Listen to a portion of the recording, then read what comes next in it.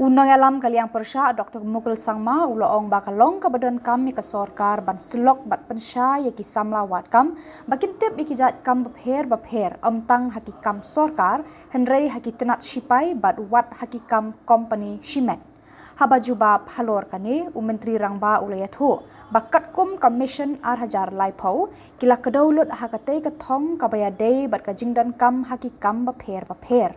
Uloong ru balada shuai nuksa kindan kumba san pusau hajar teli ki kam bapher hakakam jengok kai perthei ki bala ban mi nangta uloong ba kaladan ru kalat ban pentebet eki Samla hakini ki jat kam bapher hakini ki lais number 1 kum kanuksa ki chef bat bun ki wei ki jat kam.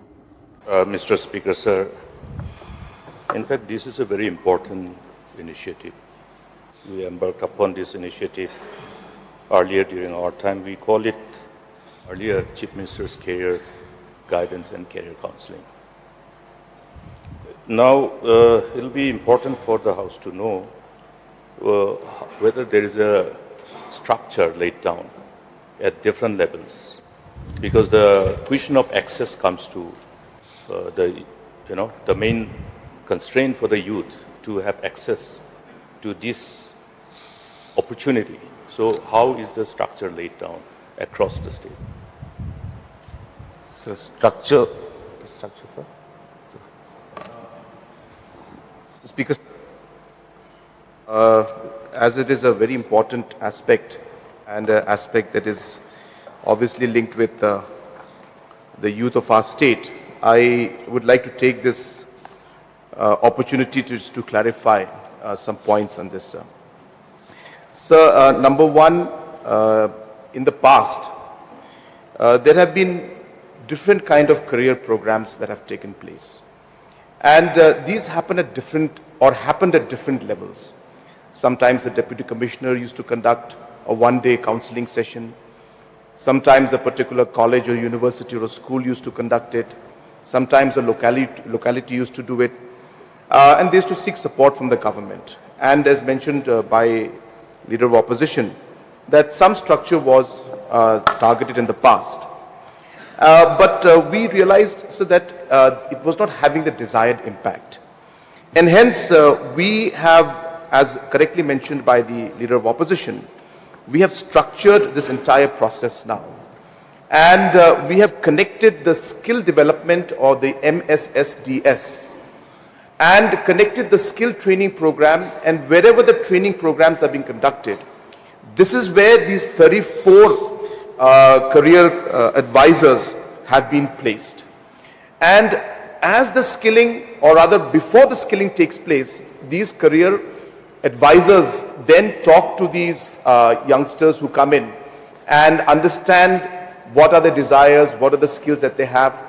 And as I said, these people have then now been under an umbrella program where an agency trains these 34 career advisors, and then they are placed in different parts of the state, in different training centers which are providing the skill development. And based on that, as I said, the career guidance is given to them. And as we move forward, so this is the structured approach which the Leader of Opposition was referring to. So we have come to that kind of a structure now.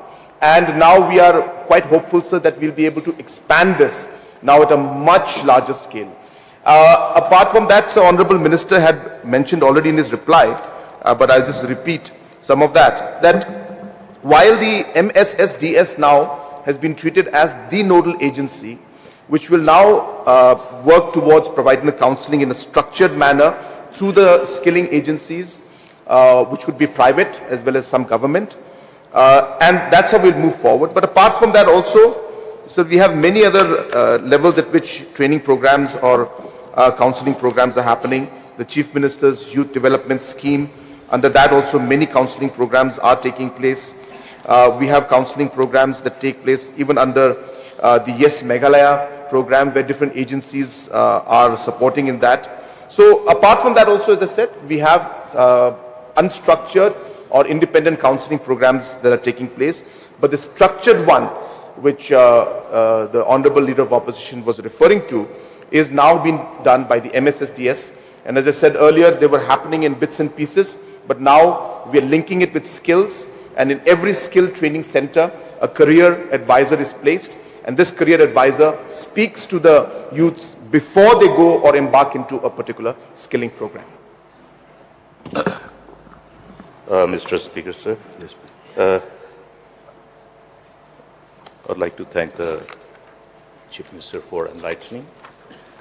Now here, what is important for us to know is the available job spaces, both in government sector and the private sector. Now, therefore, whether this structuring is designed in that direction to ensure that the job spaces available in the government sector, the youth are aware of the career path in diverse sectors. We have created quite a robust career path chart, which was done very efficiently by one of the deputy commissioners then. Based on some past experiences, we can always leverage upon and see how we can, because all through these years, what is pertinent for us to be focused on is the job spaces available in the government sector outside the state government, meaning different departments, different agencies, different public sectors, organizations under the government of India, including the defense. So these are the things which I would like to know, whether the structuring has been designed to achieve that kind of objective, so that the youth will be aware of the job spaces available in the diverse field, both in the private sector and the government sector. Thank you, sir. This is a very, in fact, important question that has been asked. Sir, I will just take a minute to reply to that. Sir, as you will recall, even in the last budget and even the previous budget, I had shared the Vision 2030 of the government of Meghalaya, the MDA government. And sir, if you recall in the presentation which I had made during the reply, I had actually mapped in every sector what is the kind of job opportunity that we are expecting. So we had put a target that we should be at a 10 billion in 2028 and a 16 billion in 2032. And then we had broken down that target into a specific sector-wise, that in tourism, how much we will achieve, in IT, how we will achieve, in agriculture, food processing, how much we will achieve. And in all those sectors, what is the investment that will be required from the government side and private sector to be mobilized to be able to achieve that growth in that sector was then identified, and we have worked out the whole thing. So to answer to the Honorable Leader of Opposition's question, is that so in each sector, in tourism sector, for example, we expect about 54,000 jobs to be required. And in each of these 54,000 jobs, whether the areas of, say, we require, say, for the hotels, people to work, because we'll be having, say, about 8 5-star hotels we expect in the next 3 to 4 years to come up. So how much manpower will be required for those? We require how many drivers to be having because we expect certain number of tourists coming in. So just to give an example of the tourism sector. So like that, sir, we have broken up every department into the growth that we expect, the investment needed to be made by private and government, and the jobs to be created out of that. And then we have mapped it with this MSSDS to then provide that skilling and training. And then the career counselors are now mapping and guiding the children and telling them that, look, this is what's going to happen in tourism. So we do require in about 3 years' time, we'll require more chefs, we'll require more normal day-to-day workers in the hotels. So this is exactly what we're doing, sir. And as I said, when we talk of Mission 10, I only talk of the 10 billion. But this 10 billion, as I said, has been broken into exactly what the Honorable Leader of Opposition has said. And today we have more or less a rough idea of all the kind of jobs that will be required, that will be coming up in the next 3 years to even the next 10 years. And obviously it's a government sector also we are mapping in the same line. Mr. Speaker, sir, we had the privilege of actually watching the whole presentation. We have been enlightened by that. We appreciate the measures. But what is important here is that inherently the youth of the state are looking for spaces of jobs in the government sector. We are happy that today youth are looking at the job spaces in private sector. As we proceed further, as we evolve in our approach to somehow looking at the available opportunities, things will happen. But then at the same time, we did look at the spaces, particularly in the defense, in the army, huge spaces of job available for our tribals. Now, what is the main bottleneck for the youth is that they require hand-holding and counseling before the recruitment. So we did some of them in fact, the defense authorities were quite prompt enough to respond to the request of the government, and then we did it across some of the districts. So these are areas we appreciate the effort of the government to create job spaces in the private sector, but the importance of enabling our youth to take advantage of the job spaces available in government sector across the state and across the country. That is what is required to be done, and I hope that at least this will be somehow integrated in a manner that they have then choice whether the youth would like to opt for the private sector or the government sector. Yes, sir. Thank you once again, sir, for the question. And as correctly mentioned, that in this entire career programs that we are organizing, so there are list of domains and areas which we work on.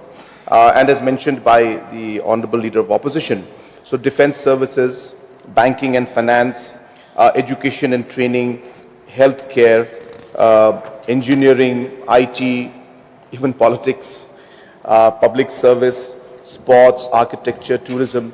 So like that, sir, 25 domains have been identified, and obviously we guide them in those areas, and we do look at ensuring that guidance is given to them even when it comes to the government service. So therefore it's all part of it.